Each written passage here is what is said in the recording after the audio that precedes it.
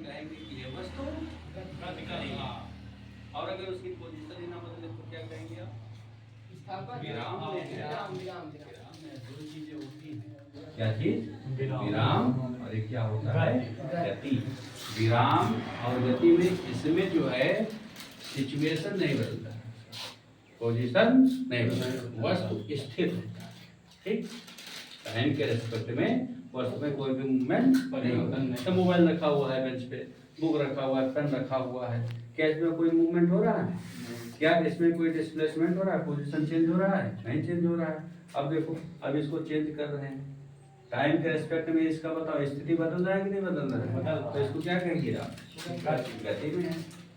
कोई भी वस्तु जिसका पोजीशन ना बदले, मकान है इसका पोजीशन बदल रहा है, फैन है इसका पोजीशन बदल रहा है, लगा हुआ इसका पोजीशन बदल रहा है, नहीं बदल रहा, तो ये किसमें होंगे? विराम में। आपके आसपास सैकड़ों एग्जाम्पल नजर आएंगे। तो कोई भी चीज, गाड़ी लेके जा रही है, टैक्सी जा रही है, बाइक जा रही है, ठीक, टाइम के रेस्पेक्ट में बताओ अपने एक ही स्थान पर है? नहीं, उसका पोजीशन क्या हो रहा लगातार? बदल रहा है। तो ऐसी वस्तुएं किसमें कही जाएंगी?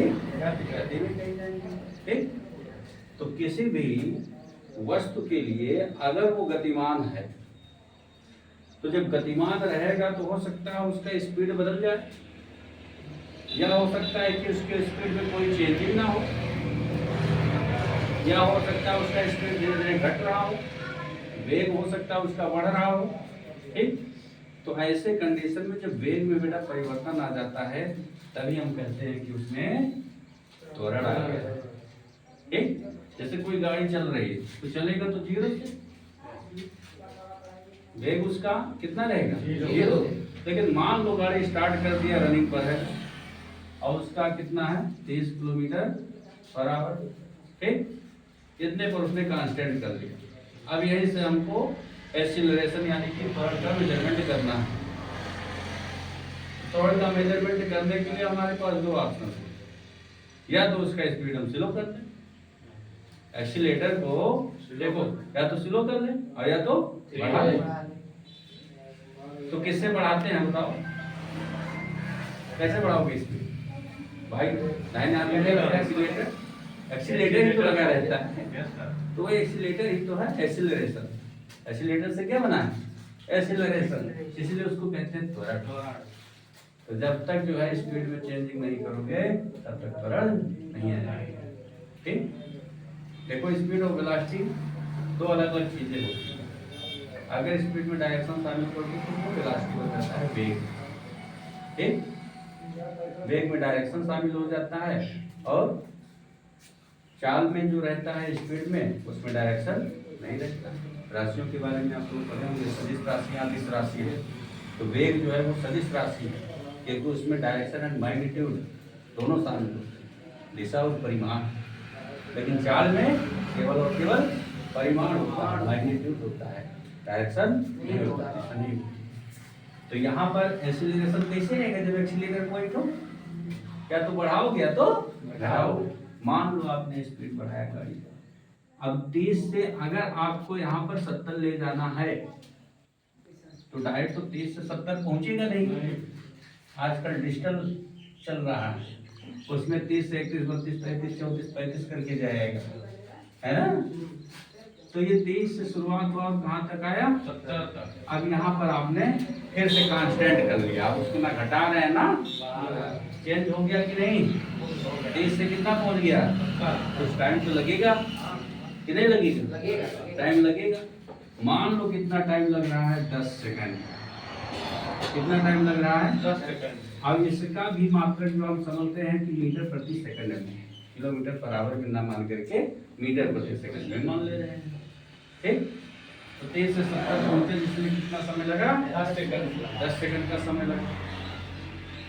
ये जो बेटा त्वरण कहलाता है, ये कहता है वेग परिवर्तन की दर।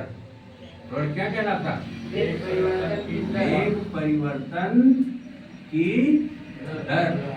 और दर कब जब निकलता है तो कैसे निकालते हैं? दर किसी भौतिक राशि का निकालने के लिए क्या किया जाता है?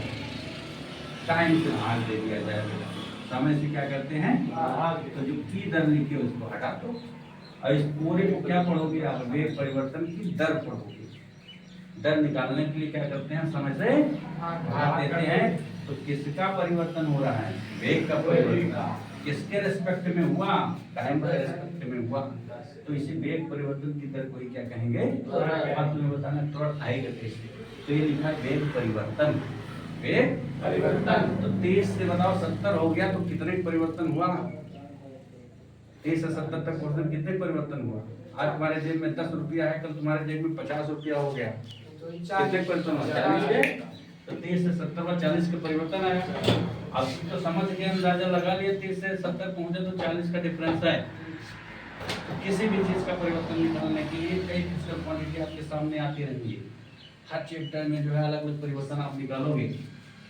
तो चीज याद रखना, अंतिम माइनस प्रारंभिक, फाइनल माइनस इनिशियल। तो फाइनल वेलोसिटी यानी कि अंतिम वेग कितना है बताओ, 70 माइनस कर दो, प्रारंभिक इनिशियल कितना है 30 कर दो, और समय कितने समय लगा, 10 का समय लगा।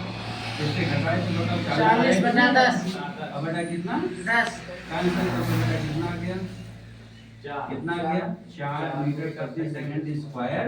और त्वरण को हम लोग किसे लिखते हैं, एक एक्सीलरेशन। एक्सीलरेशन कितना हुआ 4,